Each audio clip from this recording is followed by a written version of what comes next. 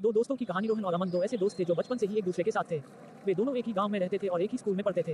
रोहन एक बहुत ही मेहनती और ईमानदार लड़का था। वो हमेशा अपने लक्ष्यों को प्राप्त करने के लिए मेहनत करता था और कभी भी हार नहीं मानता था।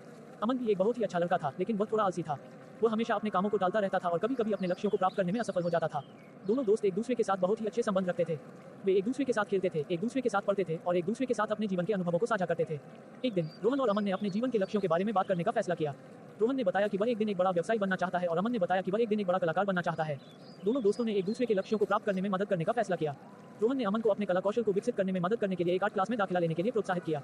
अमन ने रोहन को अपने व्यावसायिक कौशल को विकसित करने में मदद करने के लिए एक व्यावसायिक पाठ्यक्रम में दाखिला लेने के लिए प्रोत्साहित किया। दोनों दोस्तों ने एक दूसरे के साथ मिलकर अपने लक्ष्यों को प्राप्त करने के लिए बहुत ही मेहनत की। रोहन ने अपने व्यावसायिक कौशल को विकसित करने के लिए बहुत ही मेहनत की और जल्द ही वह एक सफल व्यवसायी बन गया।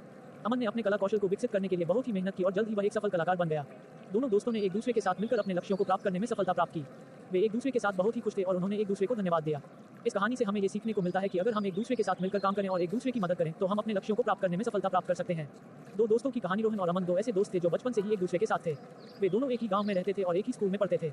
रोहन एक बहुत ही मेहनती और ईमानदार लड़का था। वह हमेशा अपने लक्ष्यों को प्राप्त करने के लिए मेहनत करता था और कभी भी हार नहीं मानता था। अमन भी एक बहुत ही अच्छा लड़का था, लेकिन वह थोड़ा आलसी था।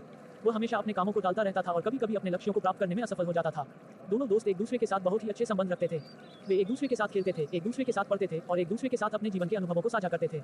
एक दिन रोहन और अमन ने अपने जीवन के लक्ष्यों के बारे में बात करने का फैसला किया। रोहन ने बताया कि वह एक दिन एक बड़ा व्यवसायी बनना चाहता है और अमन ने बताया कि वह एक दिन एक बड़ा कलाकार बनना चाहता है। दोनों दोस्तों ने एक दूसरे के लक्ष्यों को प्राप्त करने में मदद करने का फैसला किया। रोहन ने अमन को अपने कला कौशल को विकसित करने में मदद करने के लिए एक आर्ट क्लास में दाखिला लेने के लिए प्रोत्साहित किया। अमन ने रोहन को अपने व्यावसायिक कौशल को विकसित करने में मदद करने के लिए एक व्यावसायिक पाठ्यक्रम में दाखिला लेने के लिए प्रोत्साहित किया। दोनों दोस्तों ने एक दूसरे के साथ मिलकर अपने लक्ष्यों को प्राप्त करने के लिए बहुत ही मेहनत की। रोहन ने अपने व्यावसायिक कौशल को विकसित करने के लिए बहुत ही मेहनत की और जल्द ही वह एक सफल व्यवसायी बन गया। अमन ने अपने कला कौशल को विकसित करने के लिए बहुत ही मेहनत की और जल्द ही वह एक सफल कलाकार बन गया। दोनों दोस्तों ने एक दूसरे के साथ मिलकर अपने लक्ष्यों को प्राप्त करने में सफलता प्राप्त की। वे एक दूसरे के साथ बहुत ही खुश थे और उन्होंने एक दूसरे को धन्यवाद दिया।